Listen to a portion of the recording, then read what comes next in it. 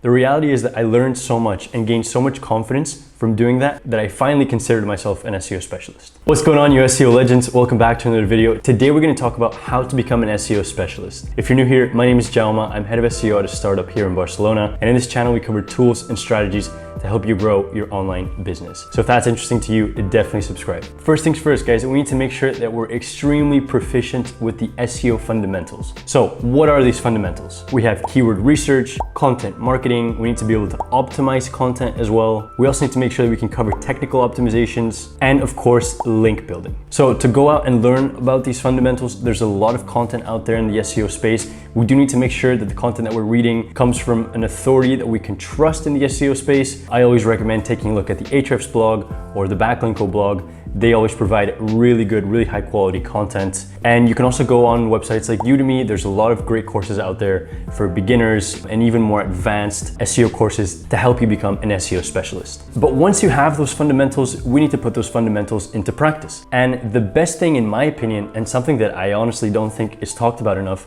is building a website and trying to rank that website for a specific keyword of your choice. Why do I think that this is the best way to learn and the best way to become an SEO specialist? Let's say that you get into an entry-level SEO position at an agency or maybe at a startup. There's a few things that can go wrong here. The first is that in some positions, you don't get fully exposed to all the different parts of SEO, and maybe you're only helping out with something really specific, like link building, or maybe you're working on content or one of those things. So instead, when you're building your own thing and when you're building a website and trying to get that ranked, you touch all the different parts of SEO and you learn extremely fast. Another thing we need to consider is that, let's say I want to make a change on a website because I want to test and see if this change is going to be relevant. Oftentimes when we're working at an agency or a startup, we're going to need to ask our boss or our manager if we can make that change. That creates a lot of friction and that slows down our process of learning. So with our own website, we wouldn't have a problem. We can make changes extremely fast, which also helps speed up our learning. Another bonus is that website that you eventually rank for the keyword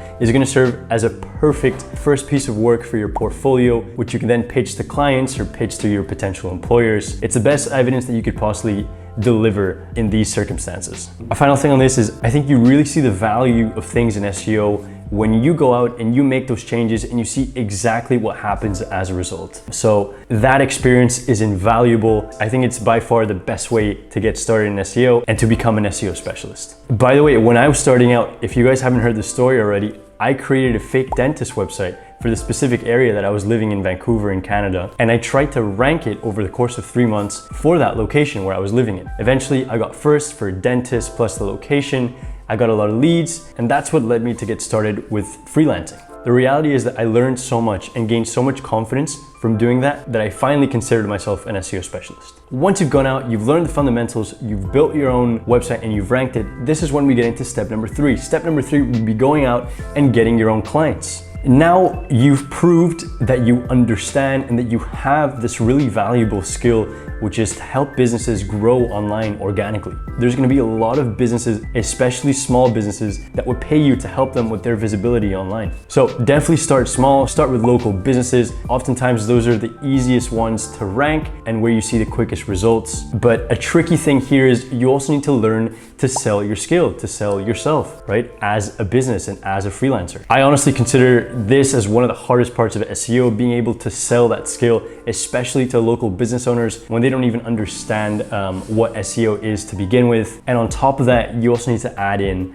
the fact that they're probably getting spammed with a bunch of people trying to sell them SEO. So you need to stick out in some way or another. Maybe that's by offering extra services or giving them a more attractive price because they are going to be your first clients. But this is super, super valuable to go out and get in contact with domains and with websites that have a bit more age to them, that maybe have some links. And here's where you can really start testing and seeing exactly what works and what doesn't on a bigger scale. And then guys, once you've worked with a few websites and once you have that experience and you know exactly what works and what doesn't, you're basically there. You've now become an SEO specialist. This is where things start to actually scale and grow. So now you can get into things that are more technical. Maybe you can learn how to code.